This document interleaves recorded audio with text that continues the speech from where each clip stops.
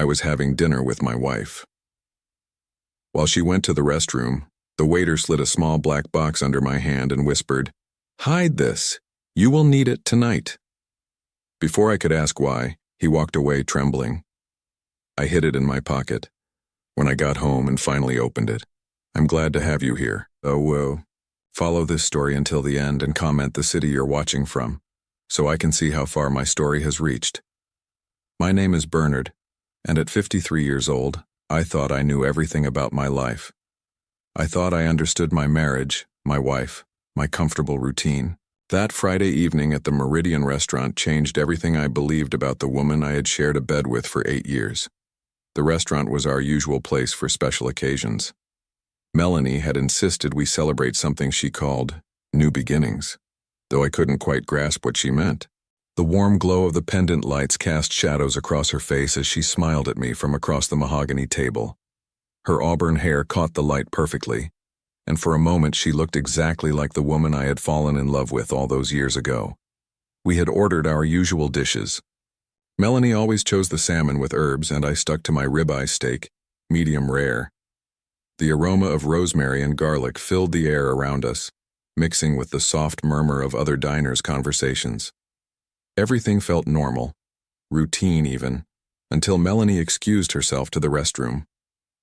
I watched her walk away, her black dress flowing elegantly as she moved between the tables. She had been acting strange lately, more secretive with her phone, more distant during our conversations, but I attributed it to work stress. Melanie had always been particular about her privacy, and after 8 years of marriage, I had learned not to pry too much. I was checking my own phone when the waiter appeared beside our table. He was a young man, maybe in his 20s, with nervous eyes that kept darting toward the restroom where Melanie had disappeared. Without saying a word, he slid a small black box under my hand on the table. "Hide this," he whispered, his voice trembling slightly. "You will need it tonight." Before I could ask what he meant, before I could even process what had just happened, he walked away quickly, almost stumbling in his haste to get away from our table. I looked around, confused, wondering if other diners had noticed the strange exchange. No one seemed to be paying attention. I slipped the box into my jacket pocket just as Melanie returned from the restroom. She was touching up her lipstick, that same coral shade she had worn since our honeymoon. Her smile was bright, almost too bright, as she settled back into her chair. "Everything okay, honey?" she asked, reaching across the table to touch my hand. Her fingers were cold despite the warmth of the restaurant. "Of course," I said, forcing a smile. "Just checking some emails." The rest of dinner passed in a blur. Melanie talked animatedly about her day, about her friend Bethany's new apartment, about plans for the weekend, but I could barely concentrate on her words. The box in my pocket felt like it was burning through the fabric, demanding my attention. Every time I moved, I could feel its weight against my chest. We shared dessert, a chocolate mousse that Melanie claimed was divine, though I noticed she barely touched it. She kept checking her phone, claiming it was work messages, but her fingers moved across the screen with a familiarity that suggested personal conversations rather than professional ones. The drive home was quiet. Our house on Riverside Drive looked peaceful in the evening light. The garden Melanie had spent months perfecting, displaying its spring blooms. Lavender lined the walkway, filling the air with its calming scent. This was supposed to be our sanctuary, our safe haven. Why did it suddenly feel foreign to me? "I'm going to take a long bath," Melanie announced as soon as we walked through the front door. "It's been such a long week." I nodded, watching her disappear upstairs. I heard the bathroom door close, followed by the sound of running water. Only then did I allow myself to retrieve the black box from my pocket. It was smaller than I had initially thought, about the size of a jewelry box, but heavier. There was no label, no indication of what it might contain. My hands shook slightly as I opened it. Inside, nestled in black velvet, was a cell phone. Not just any cell phone, but one I had never seen before. It was an older model, the kind someone might use if they wanted to avoid leaving digital traces. Attached to it was a small piece of paper with a single word written in careful handwriting. "Read." I turned on the phone, and immediately, the screen filled with text messages. My blood went cold as I read the first few lines. The messages were between two contacts, M and Love. I didn't need to guess who M was. The timestamp showed these conversations had been happening for months, some even during evenings when Melanie claimed to be working late or spending time with Bethany. "Can't wait to be free of him," one message read. "Just a little longer and we can start our real life together." Another, "The insurance policy is updated. $1.5 million. Enough for us to disappear and start fresh wherever we want." My hands trembled as I scrolled through more messages. They discussed details of my daily routine, my habits, my schedule.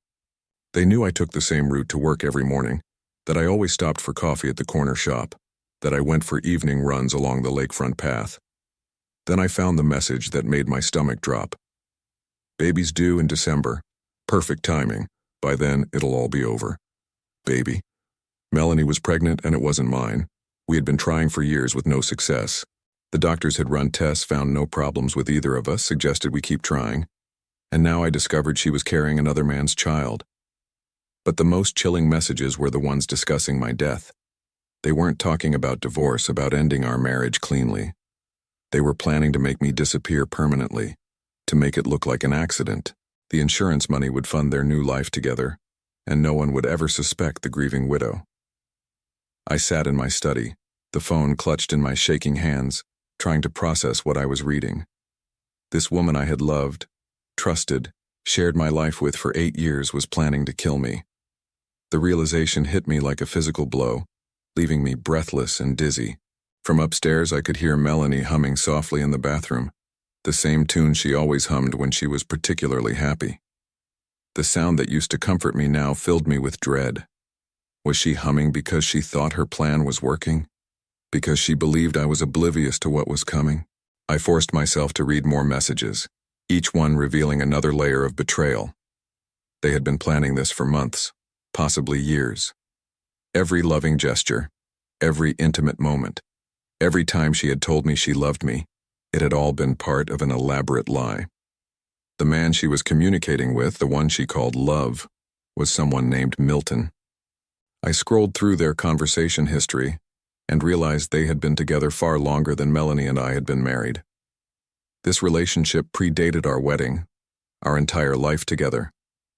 I had never been her husband in her heart. I had only been her target. The water stopped running upstairs. Soon Melanie would emerge from her bath, probably wearing that silk nightgown I had bought her for her birthday last year, and she would smile at me with those same lying lips that had whispered sweet words of love while planning my murder. I quickly turned off the phone and hid it in my desk drawer, making sure it was completely concealed beneath some old files. My heart was racing, but I knew I had to appear normal. I couldn't let her know that I knew. Not yet. I had always prided myself on being a rational man, someone who approached problems methodically and found logical solutions. But this wasn't a business problem or a puzzle to be solved. This was my life, my marriage, my future that had just been revealed as an elaborate fraud. Melanie's footsteps on the stairs told me she was coming down. I quickly opened a book, pretending to read, though the words on the page might as well have been written in a foreign language. My mind was reeling, trying to process the magnitude of what I had discovered. "You look tired, sweetheart," she said as she entered the study. She was indeed wearing the silk nightgown, and her hair was still damp from her bath. To anyone else, she would have looked like the picture of a loving wife, concerned about her husband's well-being. "Long day," I managed to say, not trusting my voice to remain steady if I said more. She moved behind my chair and began massaging my shoulders, her touch gentle and familiar. Once this gesture would have relaxed me, made me feel cherished and cared for. Now her hands felt like they belonged to a stranger, someone capable of unthinkable betrayal. "Why don't we go to bed early tonight?" she suggested, her voice soft and seductive. "We both need rest." I nodded, not daring to look at her directly. How could I share a bed with someone who was planning my death? How could I pretend everything was normal when my entire world had just collapsed around me? As we walked upstairs together, her arm linked through mine, I caught sight of our reflection in the hallway mirror. We looked like any other middle-aged couple, comfortable in their routine, secure in their love. The image mocked me with its normalcy. That night I lay awake listening to Melanie's breathing beside me. She slept peacefully, as if she didn't have a care in the world. Meanwhile, I stared at the ceiling, my mind racing with questions and a growing sense of dread. Who was this woman lying next to me? How had I been so blind for so long? And most importantly, what was I going to do about it? The waiter's words echoed in my mind. You will need it tonight. He had been right. I needed the truth, as devastating as it was. But now that I had it, I realized the real challenge was just beginning. How do you continue living normally when you've discovered your entire life is built on lies? I didn't sleep that night. How could I, knowing what I now knew about the woman lying peacefully beside me? Every small sound she made, every shift in her breathing, reminded me that I was sharing a bed with someone who was planning my death. Saturday morning arrived with cruel normalcy. Melanie woke up refreshed, stretching lazily before giving me that same warm smile she had perfected over our 8 years together. She kissed my cheek before heading to the shower, humming that familiar tune that now sounded like a death march to my ears. I'm making your favorite breakfast, she called from the bathroom. Blueberry pancakes and that maple sausage you love. Once upon a time, this gesture would have filled me with contentment. The thought of lazy Saturday mornings, good food, and the woman I loved taking care of me. Now, every kindness felt poisonous, every loving gesture a calculated move in her deadly game. I waited until I heard the shower running before retrieving the phone from my desk drawer. My hands were steadier this morning, though my heart still raced as I scrolled through more of the messages I hadn't been able to finish reading the night before. What I discovered made my blood run cold. The messages went back almost 3 years, but the conversation history revealed something even more devastating. Melanie and Milton hadn't just been planning my death recently. They had been together for 10 years. 10 years. That meant their relationship had started 2 full years before Melanie and I had even met. I read through their early messages with growing horror. They detailed how they had researched me, studied my habits, my financial situation, my vulnerability as a recent widower still grieving my first wife, Sarah. Sarah had died in a car accident 5 years before I met Melanie, and I had been lonely, isolated, the perfect target for their scheme. He's exactly what we've been looking for. One of Melanie's early messages read, successful, lonely, and still devastated about losing his wife.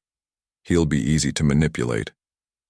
Milton's response was equally chilling.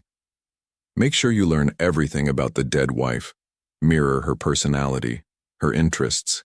Make him fall in love with Sarah's ghost. I felt sick as I realized how thoroughly I had been played. Melanie's love of classical music, her interest in gardening, her gentle way of making tea in the mornings, all of it had been carefully constructed to remind me of Sarah. She had studied my dead wife's habits and preferences, then molded herself into a perfect replacement. The messages revealed more disturbing details. Milton worked as an insurance investigator, which gave him inside knowledge of how to make deaths look accidental. They had studied other cases, learned from other perfect crimes, and planned every detail of my eventual demise. The running route by the lake is perfect, one message read. Early morning, not many witnesses. A slip on the wet rocks, a fall into the water. Bernard can't swim well, everyone knows that. It'll look completely accidental. I couldn't swim well. That was true. It was something Melanie had learned about me early in our relationship when I had explained why I preferred pool lounging to swimming during our honeymoon. A detail I had shared in trust and vulnerability, now to be used as the method of my murder. But the revelation that shattered me completely was buried deeper in their conversation history. They discussed not just my death, but my entire married life with cruel detachment. They laughed about my romantic gestures, mocked the gifts I had given her, ridiculed my expressions of love. He bought me diamond earrings for our anniversary, one message read. $2,000, what an idiot. He has no idea I give everything to you. Milton's response, at least we know he's good for the money. Keep playing the loving wife, it won't be much longer. Every anniversary gift, every birthday surprise, every spontaneous gesture of love I had made had been immediately reported to Milton like intelligence gathered by a spy. They had turned my genuine affection into a source of amusement and profit. The sound of the shower stopping upstairs jolted me back to the present. I quickly hid the phone and tried to compose myself, but my hands were shaking and my heart was pounding so hard I was sure she would notice. Melanie appeared in the kitchen 20 minutes later, looking radiant in a yellow sundress that had always been one of my favorites. Her hair was styled perfectly, her makeup subtle but flawless. She moved around our kitchen with practiced ease, preparing breakfast while chatting about plans for the weekend. "I thought we might visit the farmer's market this afternoon," she said, flipping pancakes with expert precision. "Bethany mentioned they have those organic strawberries you love." Bethany. The name sent a chill through me as I remembered seeing it in some of the messages. I had assumed Bethany was just Melanie's friend, someone she occasionally met for lunch or shopping trips, but now I wondered what role she played in this elaborate deception. "That sounds nice," I managed to say, accepting the plate of pancakes she set before me. They smelled delicious, looked perfect, exactly the way I liked them. But I could barely bring myself to take a bite. As I forced myself to eat, I watched Melanie move around the kitchen. She was so convincing in her role as the loving wife that it was hard to believe what I had read just minutes before. Every gesture seemed genuine, every smile warm and authentic. If I hadn't seen those messages with my own eyes, I never would have suspected her of being anything other than what she appeared to be. That's when I realized the true depth of her deception. This wasn't just about money or insurance policies. This was about a woman who had spent 8 years of her life perfecting a performance, living a complete lie, sharing my bed and my home while planning my death with the cold calculation of a professional assassin. "You seem distracted this morning," she observed, settling into the chair across from me with her own plate. "Everything okay?" I looked into her green eyes, the same eyes that had looked at me with such apparent love on our wedding day. The same eyes that had filled with tears when we thought she might be pregnant last year. The same eyes that now held secrets that could destroy me. "Just work stress," I said, using the same excuse she had been using for months to explain her strange behavior. She reached across the table and took my hand in hers. Her touch was warm, familiar, comforting in its practiced perfection. "You work too hard, Bernard. You need to learn to relax to enjoy life more." The irony of her words wasn't lost on me. She was telling me to enjoy life while planning to end it. I squeezed her hand gently, playing my own part in this twisted performance. "You're right," I said. "Maybe I should take some time off soon." Her eyes lit up with what looked like genuine excitement. "That's a wonderful idea. We could take that trip to Europe we've been talking about. Maybe visit Italy, see the countryside." I nodded, though I knew now that any trip we took would likely be my last. She would have it all planned out. Some accident in a foreign country where an investigation might be less thorough, where a grieving widow could collect the insurance money and disappear with her lover without too many questions. After breakfast, Melanie announced she was going to spend some time in the garden. I watched her through the kitchen window as she knelt among the lavender plants, tending to them with the same care she had always shown. From a distance, she looked like the perfect wife, content in her domestic routine. The sight should have brought me peace, but now it filled me with dread. I used her absence to explore the phone more thoroughly. What I found in the photo gallery made my stomach turn. There were pictures of me taken without my knowledge, photos of our house from different angles, screenshots of my daily schedule, even pictures of my office building taken from the street. They had been surveilling me like a target for assassination. Every detail of my life had been documented and studied. They knew my routines better than I knew them myself. But it was the voice recordings that broke something inside me. Melanie had been secretly recording our most intimate conversations, our private moments, our discussions about the future. She had captured my expressions of love, my vulnerable confessions, my hopes and dreams for our life together, and she had shared them all with Milton. I listened to my own voice telling her I loved her, heard myself talking about growing old together, planning for retirement, discussing the children we hoped to have someday. And underneath each recording was Milton's commentary, making jokes about my sincerity, planning how to use my own words against me. The realization hit me that I had been living with a complete stranger for 8 years. The woman I thought I knew, the woman I had loved and trusted and shared my life with, had never existed at all. She was an invention, a character created specifically to deceive me. I thought about our wedding day, how radiant she had looked walking down the aisle, how my heart had soared when she said "I do." Had any of it been real for her? Or had it all been just another performance, another step in their elaborate plan? The sound of her laughter from the garden drew my attention back to the window. She was on her phone talking to someone while she worked among the flowers. From her body language, the way she tilted her head and smiled, I could tell it was an intimate conversation. Milton, no doubt, getting a report on how well she was playing her role. I realized then that I needed to be just as good an actor as she was. I couldn't let her know what I had discovered, not yet. I needed time to figure out what to do, how to protect myself, how to turn the tables on the woman who had made me the target of her deadly game. But as I watched her through the window, laughing and flirting with the man who was helping her plan my murder, I felt something else besides fear and betrayal. I felt anger, pure and righteous, beginning to burn in my chest. They thought they were so clever, so careful in their planning. They thought I was just a naive, trusting fool who would never see through their deception. They had underestimated me, and that might be their first and most crucial mistake. I put the phone away and began to formulate a plan of my own. If Melanie could spend 8 years living a lie, then I could certainly manage to pretend everything was normal for a few more days while I figured out how to save my own life. Sunday morning brought with it a revelation that shattered whatever remained of my faith in human nature. I had spent the weekend pretending to be the oblivious husband while secretly studying every message on that mysterious phone. What I discovered about Bethany's role in this conspiracy made me realize that the betrayal ran deeper than I could have ever imagined. Melanie was in the shower preparing for what she called brunch with the girls. She had mentioned that Bethany would be joining her, along with a few other friends I had met occasionally over the years. Women who smiled warmly at me during dinner parties, who asked about my work with apparent interest, who complimented Melanie on what a wonderful husband she had found.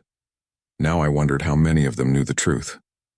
While the water ran upstairs, I retrieved the phone from its hiding place and continued my investigation.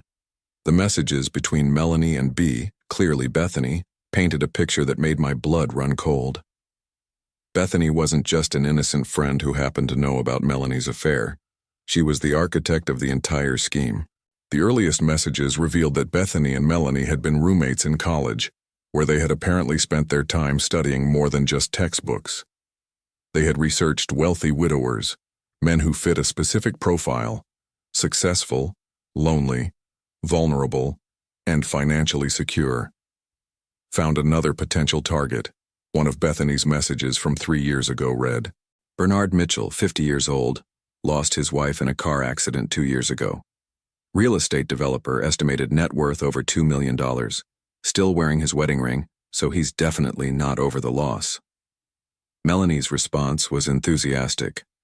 "Perfect. He sounds ideal. Lonely, rich, and emotionally damaged. Exactly what we're looking for." They had discussed me like I was a mark in a confidence game, analyzing my psychological state and financial situation with the cold precision of professional criminals. Bethany had apparently done extensive research into my background, my business dealings, even my relationship with Sarah. "The dead wife angle is perfect," Bethany had written. "Men like him never really get over losing their first love. If you can make him think you're similar to her, he'll fall hard and fast. Attach the emotional hook, and the financial hook becomes easy." I felt sick reading their casual discussion of Sarah's memory being used as a weapon against me. They had taken the most painful experience of my life and turned it into a tool for manipulation. But it was the recent messages between Bethany and Melanie that revealed the true scope of their current plan. Bethany wasn't just advising from the sidelines. She was actively participating in the preparations for my murder. "Milton's getting nervous about the timeline," Bethany had written just 3 days ago. "He thinks you should move faster. The baby is going to start showing soon, and questions will get harder to deflect." Melanie's response chilled me. "I know, but we have to be careful. Bernard's starting to notice things. Yesterday he asked why I've been on my phone so much. We can't afford to make him suspicious now." "Maybe it's time for the accident," Bethany had replied. "Milton has everything planned out. The jogging route, the timing, even the police response. He's thought of every detail. They discussed my death with the same casual tone they might use to plan a dinner party. No emotion, no hesitation, just cold calculation about the best way to kill me and collect the insurance money. I discovered that Bethany had been conducting surveillance on me for months. She had followed me to work, documented my routines, even befriended some of my colleagues under false pretenses to learn more about my schedule and habits. He leaves the office every day at exactly 5:30, one of her reports read. Takes the same elevator, walks to the same parking garage. Very predictable patterns. This could be useful if we need an alternative to the jogging route. The methodical way they had studied my life was terrifying. They knew things about my daily routine that I didn't even realize I did consistently. They had turned my predictability, something I had always considered a sign of reliability and stability, into a vulnerability they could exploit. But perhaps most disturbing was learning about Bethany's previous experience with this type of scheme. The messages revealed that I wasn't their first target. Remember how well the Hartford job went, Bethany had written in one message. Clean, simple, no complications. The widow collected her money and disappeared just like we planned. Hartford. I felt a chill as I realized they were discussing another man they had killed, another husband who had trusted the wrong woman, who had believed he had found love only to become the victim of an elaborate murder plot. That was different, Melanie had responded. Richard was older, weaker. Bernard is stronger, more alert. We have to be more careful with him. Richard. They had killed a man named Richard in Hartford, and now they were planning to do the same thing to me. I wasn't their first victim. I was just their latest target in what appeared to be a serial killing operation disguised as insurance fraud. The sound of footsteps above told me Melanie was getting out of the shower. I quickly hid the phone and tried to compose myself, but my hands were shaking and my heart was racing. Learning about Bethany's involvement had somehow made everything worse. It meant that every social interaction I had experienced over the past few years had been tainted by deception. I thought about all the times Bethany had been in our home, sitting in our living room eating dinner at our table, accepting my hospitality while secretly planning my death. She had looked me in the eye and smiled while knowing exactly how they intended to kill me. Melanie appeared in the kitchen wearing a light blue dress that brought out her eyes. She looked beautiful, refreshed, ready for a pleasant morning with her friends. The sight of her filled me with revulsion. "You look lovely," I managed to say, playing the role of the devoted husband. She beamed at the compliment, moving close to kiss my cheek. "Thank you, sweetheart. Bethany is picking me up in 20 minutes. We're trying that new place downtown, the one with the rooftop garden." I nodded, forcing a smile. "Tell Bethany I said hello." "I will. She always asks about you, you know. She thinks you're wonderful." The irony of those words was almost unbearable. Bethany thought I was wonderful, all right. Wonderfully naive, wonderfully trusting, wonderfully easy to kill. "What are your plans for today?" Melanie asked, checking her reflection in the hallway mirror. "Just some paperwork from the office," I said. "Maybe a run later if the weather holds." She turned to me with what looked like genuine concern. "Be careful on those lakefront paths. They can be slippery when they're wet." Even her words of caution took on a sinister meaning now. Was she worried about my safety? Or was she worried that I might have an accident before they were ready to execute their plan? A car honked outside, and Melanie gathered her purse and jacket. "That's Bethany. I'll see you this afternoon." She kissed me goodbye, the same warm, loving kiss she had given me hundreds of times before. But now it felt like a betrayal, like Judas kissing Jesus before handing him over to his executioners. I watched from the window as she walked to Bethany's car. Bethany waved at me from the driver's seat, the same friendly wave she had given me dozens of times before. She was an attractive woman in her mid-30s with short blonde hair and an easy smile. She looked like exactly the kind of person you would trust, the kind of friend you would want in your life. Seeing her now, knowing what she really was, made my skin crawl. As soon as they drove away, I retrieved the phone again and continued reading. I discovered that they had been planning this for over a year, waiting for the perfect opportunity to execute their plan. The pregnancy had accelerated their timeline, but they had been preparing for my death long before Melanie had conceived Milton's child. They had even discussed what she would do after I was dead. She would play the grieving widow for an appropriate period, probably 6 months to a year, before quietly moving away to start her new life with Milton. They had already picked out a house in Costa Rica, a country with no extradition treaty with the United States, where they could live comfortably on the insurance money. "The beach house looks perfect," one of Melanie's messages read. "Private, secluded, cash purchase, so no paper trail. We'll be completely free to start over." They had planned my entire aftermath, right down to where they would live and how they would spend the money they received for killing me. They had reduced my life to a simple transaction, my death in exchange for their financial freedom. But it was the final set of messages that made me realize just how urgent my situation had become. The conversation was from just yesterday, while I had been pretending to read in my study. "Milton is getting impatient," Bethany had written. "He wants to move this week. He's worried about waiting any longer." Melanie's response was equally urgent. "I know. I can keep Bernard calm for a few more days, but not much longer. He's starting to ask questions about my phone calls." "Wednesday morning," Bethany had replied. "The jogging route. Milton will be in position by 6 a.m. Make sure Bernard takes his usual path." Wednesday. That was just 3 days away. They were planning to kill me in 3 days. I felt a cold sweat break out across my forehead as the reality of my situation hit me fully. This wasn't some distant threat or elaborate fantasy. They were going to try to murder me on Wednesday morning, and they had it all planned out in meticulous detail. I forced myself to read through Milton's technical messages about the murder plan. He had studied the lakefront jogging path extensively, identified the exact spot where they would stage my accident, and even timed the police response to ensure they would have enough time to make everything look convincing. "The rocks are loose near the North Bend," one of his messages read. "Easy to make it look like he slipped and fell. The water is deep enough there that even a good swimmer would have trouble, and we know Bernard can barely swim at all." They had thought of everything, planned for every contingency. They knew the timing of the morning joggers, the schedule of the park maintenance crews, even the patrol patterns of the local police. This wasn't the work of amateurs. This was a carefully orchestrated murder plot. The sound of a car in the driveway told me that Melanie was returning from her brunch. I quickly hid the phone and tried to prepare myself for another performance.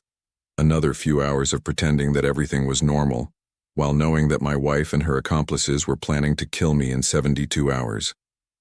But as I watched Melanie walk up the front path laughing at something on her phone, probably a message from Milton or Bethany, I felt something change inside me. The fear was still there, but it was being joined by something else: determination. They thought they had the perfect plan, but they had made one crucial mistake. They had underestimated me. They saw me as a victim, a target, a mark to be exploited and discarded. But I was still alive. I still had time, and now I knew exactly what they were planning. Monday morning arrived with deceptive normalcy. I made coffee, read the newspaper, went through the motions of being a man who didn't know he had 48 hours to live.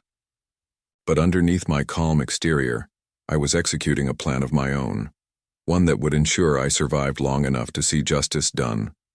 Melanie was unusually affectionate that morning, which I now understood was part of her performance. She needed me relaxed and unsuspecting for what they had planned on Wednesday. She made my favorite breakfast, wore the perfume I had bought her last Christmas, and even suggested we plan a vacation for next month. "I was thinking about that trip to Italy," she said, buttering toast with deliberate care. "Maybe we could visit Tuscany, stay in one of those beautiful villas you're always talking about." I nodded enthusiastically, playing my part. "That sounds wonderful. We should look into it this week." She smiled, but I caught something dark flickering in her eyes. She knew there would be no trip to Italy, no next month for us to plan together. By Thursday, she expected to be a wealthy widow, free to start her new life with Milton. "I'll call the travel agent today," she said, maintaining the charade with impressive commitment. As soon as Melanie left for her job at the art gallery, I began implementing my own plan. I had spent most of Sunday night thinking about my options, and I had concluded that my only chance of survival lay in disappearing before they could execute their scheme. But I couldn't just run away. I needed to ensure they couldn't follow me, couldn't find me, and couldn't continue their killing spree with another innocent victim. That meant I had to be methodical, careful, and absolutely certain that I left no trace of where I was going. My first stop was the bank. I had called ahead and arranged a meeting with the manager, claiming I needed to make some urgent financial adjustments for a business opportunity. It wasn't entirely a lie. The opportunity was staying alive. "Mr. Mitchell," the manager greeted me warmly. "How can we help you today?" I had prepared this conversation carefully. "I need to move some funds around quickly. I'm considering a time-sensitive investment opportunity, and I want to have liquid assets available." Over the next hour, I systematically moved money from our joint accounts into a new personal account that Melanie knew nothing about. I transferred $300,000, leaving enough in the joint account to avoid raising immediate suspicions, but taking enough to ensure my financial independence. I also changed my direct deposit information, redirecting my salary to the new account starting immediately. If Melanie tried to drain our joint finances after my supposed death, she would find far less than she expected. Next, I visited my lawyer's office. James Patterson had been handling my legal affairs for 15 years, and I trusted him completely. "Bernard," he said, welcoming me into his office. "What brings you here today?" "Nothing serious, I hope. I want to make some changes to my will," I said, settling into the leather chair across from his desk. "Some significant changes." I spent an hour rewriting my entire will, removing Melanie as the primary beneficiary and instead leaving everything to charity, with specific instructions that the funds be used to help victims of domestic violence and fraud.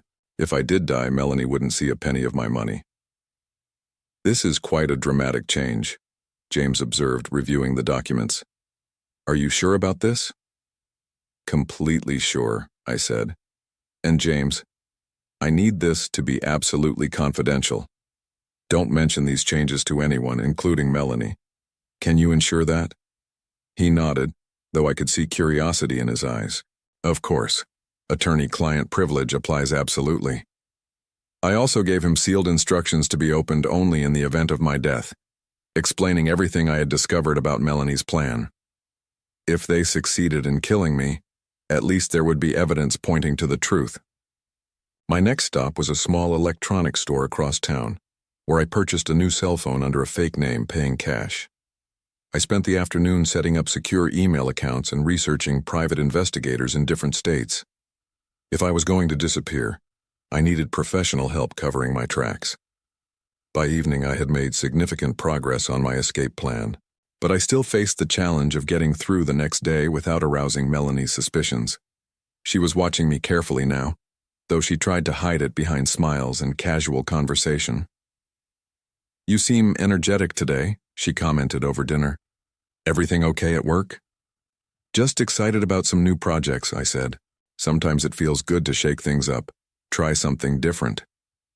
She nodded, but I caught her studying my face, looking for signs of suspicion or awareness.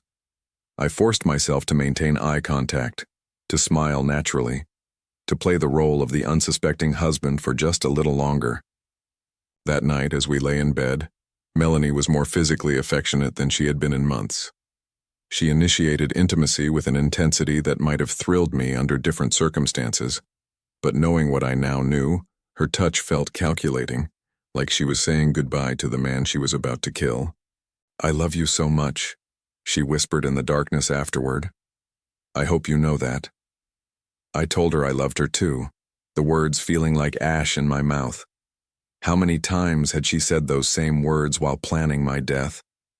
How many of our intimate moments had been nothing more than performance art for her? Tuesday arrived with an urgency that made my skin crawl. 24 hours until they planned to execute their scheme. I knew I had to maintain my normal routine while making final preparations for my escape. At the office, I quietly made arrangements with my business partner to handle my accounts for the next few weeks. I told him I was considering taking some personal time, possibly traveling, and needed to ensure everything would run smoothly in my absence. "You deserve a break," he said. "You've been working too hard lately. Where are you thinking of going?" "Not sure yet," I replied truthfully. "Somewhere quiet where I can think." I spent the morning transferring additional funds and making copies of all my important documents. By lunchtime, I had enough liquid assets to disappear completely, along with new identification documents I had arranged through contacts in my business network. The afternoon was spent creating a detailed timeline of everything I had discovered about Melanie's plan. I documented every message I had found, every piece of evidence, every detail of their conspiracy.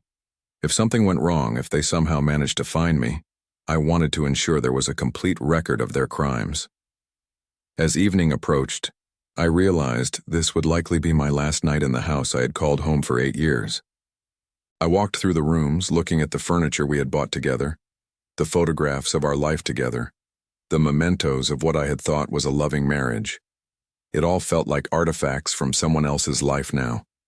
Props in an elaborate stage production that was finally coming to an end. Melanie came home from work carrying flowers, a beautiful bouquet of white lilies that she arranged carefully in our dining room. "They're lovely," I commented, though the sight of them made me uncomfortable. White lilies were funeral flowers, traditionally associated with death and mourning. Was this another calculated gesture, her way of preparing for my demise? "I thought they would brighten the house," she said, adjusting them in their vase. "Fresh flowers always make me happy." We had dinner together, our last meal as husband and wife, though she didn't know it yet. She chatted about her day, about plans for the weekend, about small domestic details that would never matter because by weekend, she expected me to be dead. "Don't forget about your morning run tomorrow," she said as we cleared the dishes. "The weather forecast looks perfect for it." There it was, her gentle reminder to ensure I would be on that jogging path at exactly the right time for Milton to spring their trap. She was still playing her role perfectly, the loving wife concerned about her husband's exercise routine. "I'm looking forward to it," I said. "I could use a good run to clear my head." After dinner, I excused myself to my study, claiming I had some work emails to catch up on. Instead, I spent the time making final preparations for my escape. I packed a small bag with essential items, hid it in my car, and made sure I had everything I needed to disappear at a moment's notice. I also wrote a letter to Melanie, though I wasn't sure if I would ever give it to her. It explained what I had discovered, how I had learned about their plan, and why I was choosing to disappear rather than confront them directly. Writing it felt cathartic, like finally telling the truth after days of deception. As bedtime approached, I realized I was facing a crucial decision. I could go through with my plan to disappear tomorrow morning, vanishing before they could execute their scheme. It was the safe choice, the smart choice, the one most likely to keep me alive. But it would also mean letting them get away with their crimes, leaving them free to find another victim, another lonely man to seduce and murder for his money. The thought of Richard, their previous victim in Hartford, haunted me. How many other men had there been? How many would there be in the future if I didn't stop them? As I lay in bed next to Melanie, listening to her peaceful breathing, I made my final decision. I wouldn't just run away. I would turn the tables on them, use their own plan against them, and ensure they faced justice for what they had done. Tomorrow morning, I would go for my run as scheduled. But I wouldn't be the victim they expected me to be. I would be the hunter, and they would become the hunted. Wednesday morning arrived with crisp autumn air and the promise of death. I woke before dawn, as I always did on running days, but this time I knew exactly what awaited me on the lakefront path. Milton would be positioned near the rocky outcrop at the north bend, waiting for the perfect moment to stage my accident. Melanie stirred beside me as I got out of bed, her eyes opening just enough to watch me pull on my running clothes. "Be careful out there," she murmured, her voice thick with sleep. "I love you." Those words, which once would have filled me with warmth, now sent ice through my veins. She was sending me off to my planned execution with words of love on her lips. "I love you too," I replied, the lie coming easier now after days of practice. But instead of heading to the lakefront path, I drove to a coffee shop across town and waited. I sat in my car, watching the sun rise over a city where my wife and her accomplices believed they were committing the perfect murder. At 6:15, my phone rang. It was Melanie. "Sweetheart, are you okay?" Her voice carried just the right note of concern. "You should be back from your run by now." "I decided to skip it today," I said calmly. "I wasn't feeling well. Probably something I ate last night." There was a pause, just long enough for me to know I had disrupted their carefully laid plans. "Oh," she said, and I could hear the confusion in her voice. "Well, maybe you should see a doctor if you're not feeling well. I'm sure it's nothing serious. I'll just take it easy today." After I hung up, I imagined the frantic phone calls she was probably making to Milton and Bethany, trying to figure out what to do when their target didn't show up for his own murder. I spent the day implementing the final phase of my plan. Instead of running from them, I was going to expose them, but I needed to do it in a way that would ensure justice was served. Simply telling people what I had discovered wouldn't be enough. I needed proof, evidence that couldn't be denied or dismissed. That evening, I told Melanie I was feeling much better and suggested we go out for dinner to celebrate my birthday, which was actually the following Saturday. She agreed enthusiastically, probably seeing it as an opportunity to get me into a vulnerable position again. "Let's invite some friends," I suggested, "make it a real celebration." I called Bethany myself, insisting that she join us along with a few other people I wanted to have as witnesses. I chose the Meridian restaurant again, the same place where this had all begun with that mysterious black box. The dinner party was set for 8 o'clock. By 7:30, I had already arrived and made special arrangements with the restaurant manager. I had also contacted an old friend from college who happened to be a detective with the state police, asking him to be nearby but not visible. Melanie arrived, looking stunning in a red dress that hugged her figure perfectly. She had taken extra care with her makeup and hair, as if this were truly a celebration instead of another opportunity to plan my death. Milton was with her, which surprised me until I realized she was probably introducing him as just a friend, keeping up the pretense while having her accomplice close at hand. "Bernard, you remember Milton?" she said as they approached the table. "He works in insurance. I thought he might be interesting company tonight." I shook Milton's hand, looking directly into the eyes of the man who had been planning to kill me just that morning. He was younger than I had expected, probably in his mid-40s, with an easy smile and confident handshake. He looked exactly like the kind of man women found attractive, charming, trustworthy. "Happy birthday," he said warmly. "Melanie tells me you're a real estate developer. That must be fascinating work." "It has its moments," I replied, studying his face for any sign of nervousness or guilt. He showed none. He was a good actor, almost as good as Melanie. Bethany arrived a few minutes later, wearing a black cocktail dress and her usual bright smile. She hugged me warmly, kissing my cheek like the caring friend she pretended to be. "You look wonderful," she said. "Marriage agrees with you." The irony of her comment was almost unbearable. We ordered drinks and appetizers, settling into what appeared to be a normal social evening. The conversation flowed easily, covering safe topics like work, travel plans, and local events. If I hadn't known what these people were really planning, I might have enjoyed myself. But I was watching everything carefully, noting the subtle glances between Melanie and Milton, the way Bethany kept checking her phone, the nervous energy that none of them could quite hide despite their polished performances. As the main course was served, I decided it was time to begin my own performance. "I want to thank everyone for being here tonight," I said, raising my wine glass. "It means so much to have such good friends around me, especially people I can trust completely." The word trust hung in the air like a challenge. I saw Melanie's smile falter slightly, though she recovered quickly. "We're the ones who should be grateful," she said, reaching over to squeeze my hand. "You're such a wonderful husband, Bernard. I can't imagine life without you." "That's interesting," I said, my voice remaining conversational, "because I've been thinking a lot about life lately, about how quickly things can change, how people aren't always who they seem to be." Milton shifted uncomfortably in his chair, but his voice remained steady when he spoke. "That's very philosophical. Are you going through some kind of midlife reflection?" "You could say that. I've been discovering things about myself, about the people around me. Surprising things. I reached into my jacket pocket and pulled out the black phone, setting it on the table where everyone could see it. Melanie's face went completely white. I received an interesting gift last Friday, I continued, my voice calm and measured. Someone wanted me to know the truth about my life, about my marriage, about the people I thought I could trust. Bethany's hand was trembling as she reached for her wine glass. Bernard, what are you talking about? I'm talking about murder, I said simply.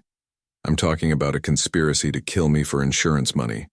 I'm talking about the fact that my loving wife has been planning my death for months. The silence at the table was deafening. Other diners continued their conversations around us, oblivious to the drama unfolding at our table. Melanie tried to laugh, but it came out as a strangled sound. Bernard, you're scaring me. What has gotten into you? I began reading from the phone, reciting their own words back to them.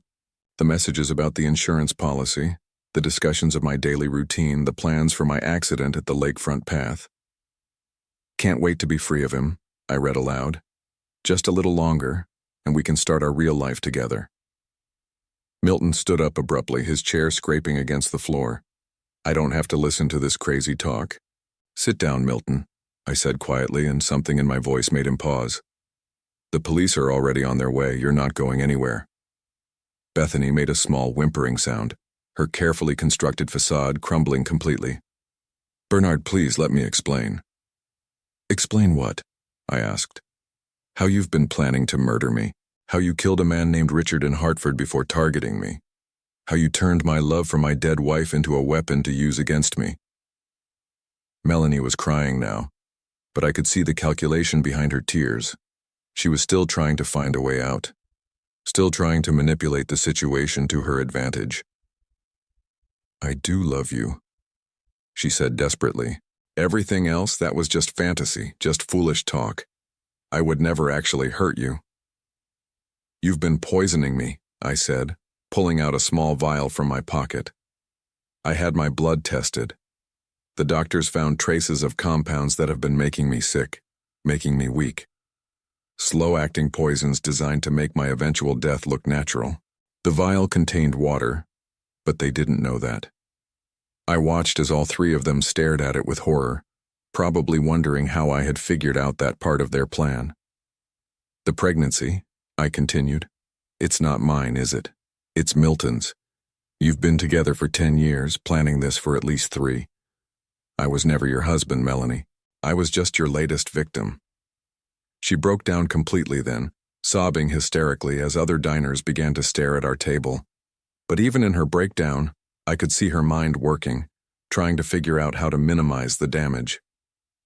Milton made a sudden move toward the exit, but 2 plainclothes police officers appeared, blocking his path. My friend from the state police had been listening to everything from a nearby table, wearing a wireless recording device that had captured every word. Milton Davidson, you're under arrest, one of the officers said, producing handcuffs.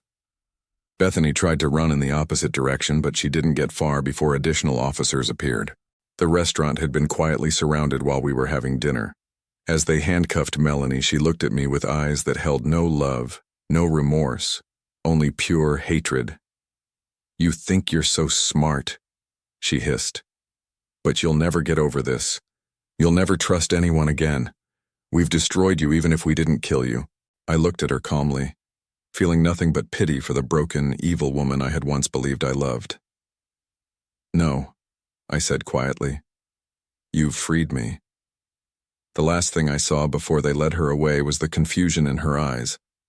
She couldn't understand how someone she had considered weak and naive had outmaneuvered her so completely. As the police took their statements and the restaurant slowly returned to normal, I sat alone at the table, looking at the remnants of our dinner.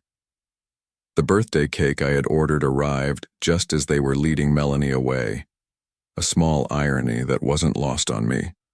The waiter approached hesitantly, unsure what to do about the cake given the circumstances.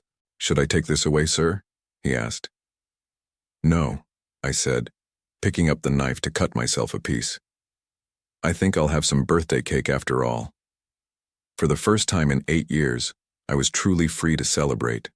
7 months later, I stood on the deck of a small blue cottage overlooking the Atlantic Ocean, watching the sunrise paint the sky in shades of gold and pink. The salt air filled my lungs as waves crashed against the rocky shore below, a sound that had become my daily meditation, washing away the remnants of a life I had thought was real. The cottage was everything I had dreamed of, but never allowed myself to have. Simple, peaceful, honest. No pretense, no elaborate furnishings chosen to impress, no carefully curated life designed to attract the wrong kind of attention.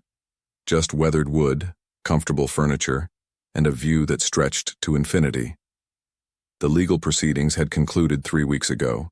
Melanie, Milton, and Bethany were all serving lengthy prison sentences for conspiracy to commit murder, insurance fraud, and the death of Richard Pemberton in Hartford.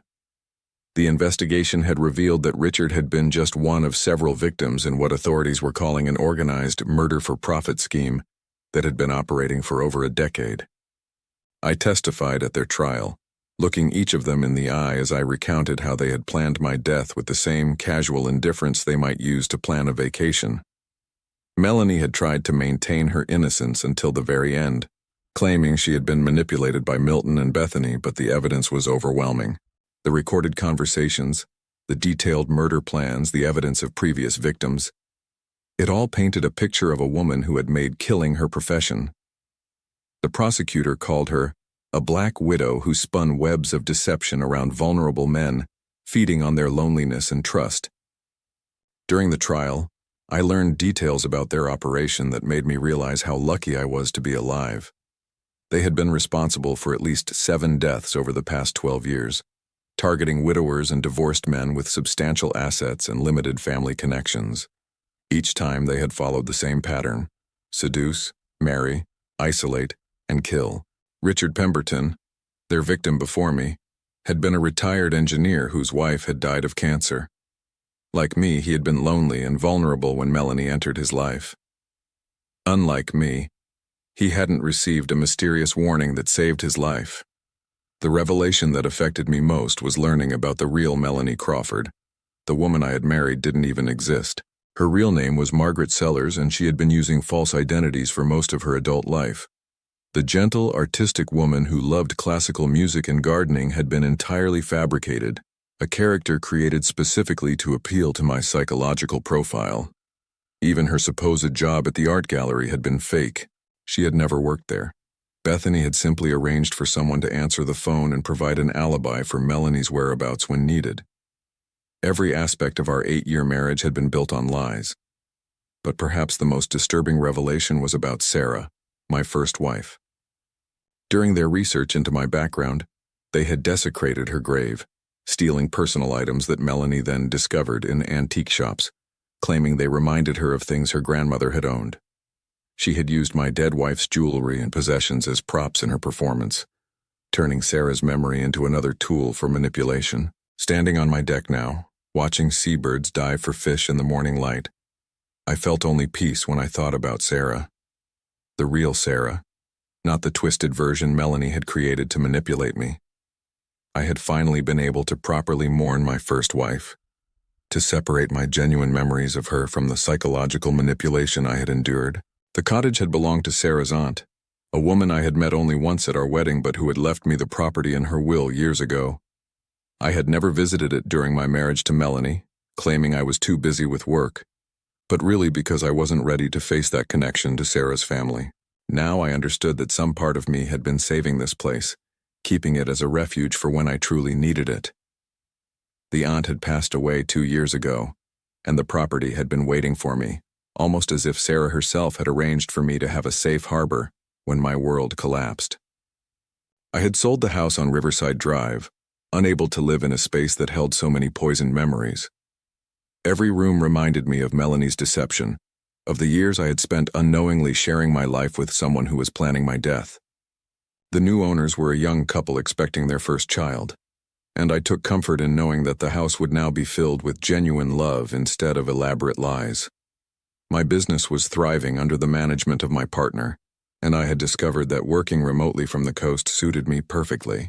I handled the financial and strategic aspects of our development projects, while he managed the day-to-day operations. It was the arrangement that gave me the freedom I needed while maintaining the professional success I had worked so hard to achieve. But the most significant change in my life wasn't the new location or the simplified lifestyle. It was the absence of fear. For 8 years, I had lived with a constant undercurrent of anxiety that I had attributed to work stress or middle-aged worries. Now I realized that some part of me had always sensed that something was wrong with my marriage, that the woman I lived with wasn't who she claimed to be. That intuitive alarm had been silenced by Melanie's masterful manipulation, but it had never completely disappeared. Living without that constant state of alert vigilance was like recovering from a chronic illness I hadn't realized I was suffering from. I had also discovered the simple pleasure of solitude. After 8 years of carefully monitored conversations and calculated intimacy, being alone with my own thoughts was a luxury I had forgotten how to appreciate. I could read without being questioned about my choice of books, take walks without accounting for my whereabouts, make decisions based solely on what I wanted rather than what might please someone else. The investigation had revealed that Melanie had been documenting my every move, recording my conversations, and reporting my activities to Milton and Bethany as if I were a subject in some twisted scientific experiment. Living without that surveillance, knowing that my privacy was truly private, felt like breathing freely after years of suffocation. I had started writing, something I had always wanted to do but never found time for during my previous life. The story wasn't about my experience with Melanie, though that would certainly make for compelling reading someday. Instead, I was working on a novel about a man who discovers that his entire understanding of himself has been shaped by other people's expectations, and who must learn to define his own identity. The writing process was therapeutic, helping me work through the psychological aftermath of discovering that my marriage had been an elaborate fraud. I was learning to trust my own judgment again, to distinguish between genuine emotions and manipulated responses. 3 weeks ago, I had received a letter from Melanie in prison. I had debated whether to read it, but curiosity ultimately won out. The letter was several pages long, filled with what appeared to be genuine remorse and pleas for forgiveness. She claimed that she had actually fallen in love with me during our marriage, that she had tried to call off the murder plot but hadn't been able to escape Milton's control. It was her final attempt at manipulation, one last effort to plant seeds of doubt in my mind. I had read the entire letter carefully, then burned it in my fireplace, watching the paper turn to ash as I finally let go of any lingering connection to the woman who had tried to destroy me. The truth was that I felt no anger toward any of them anymore. Anger required emotional investment, and I had none left to give to people who had never truly existed in my life. They were strangers who had played roles in an elaborate deception, but they had never been real friends, real family, or a real wife. You can't miss something you never actually had. What I had found instead was something I hadn't expected: gratitude. The experience had been horrible, traumatic, life-threatening, but it had also freed me from the existence that had been slowly killing me in ways I hadn't recognized.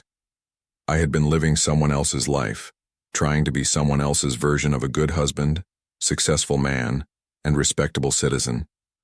Now, at 53 years old, I was finally living authentically for the first time in decades. I woke up each morning eager to see what the day would bring, rather than dreading another performance in someone else's script. I made decisions based on my own values rather than trying to anticipate what others expected of me. The cottage came with a small garden that the previous caretaker had maintained, and I had discovered an unexpected pleasure in working with the soil, planting vegetables and herbs that I would actually eat rather than ornamental flowers chosen to impress visitors. There was something profoundly satisfying about growing my own food, about the direct connection between effort and nourishment. I had also adopted a dog from the local shelter, a middle-aged golden retriever named Sam, whose previous owner had died of old age. Like me, Sam had needed a fresh start, and we had formed an easy companionship based on mutual respect rather than need or dependence. In the evenings, Sam and I would walk along the beach, both of us content with the rhythm of waves and the endless horizon. These walks had become a form of meditation, a time to process the day's experiences and plan for tomorrow without the constant analysis and second-guessing that had characterized my previous life. I had learned to cook, really cook, not just heat up prepared meals or follow complicated recipes designed to impress dinner guests. Simple, honest food that nourished my body and satisfied my appetite. There was something deeply centering about the process of selecting ingredients, preparing them with care, and eating meals I had created with my own hands. The local community had welcomed me without curiosity or judgment. They knew I was someone starting over, but they didn't pry into the details of my previous life. I was simply Bernard, the man who lived in the blue cottage and walked his dog on the beach every evening. It was enough. I had joined the volunteer fire department, partly because they needed members, but mostly because I wanted to be part of something that helped, rather than exploited. After years of unknowingly being a victim, there was deep satisfaction in being someone who responded to emergencies, who helped solve problems rather than creating them. The work was physically demanding and emotionally rewarding in ways that my previous career had never been. When we rescued someone from a car accident or saved someone's house from burning down, the gratitude was immediate and genuine. No one was plotting against us or calculating how to benefit from our efforts. As I stood on my deck that morning, watching the sun climb higher into a sky full of promise, I realized that I had never been happier. Not the complicated, anxious happiness I had thought I felt during my marriage, but a deep, quiet contentment that came from living in alignment with my own values and desires. My phone buzzed with a text message from my business partner, updating me on a project we were developing in the mountains. Good news, successful progress, the kind of communication that energized rather than drained me. I would call him back later, after my morning walk with Sam. But first, I wanted to savor this moment, this perfect morning in a life that was finally authentically mine.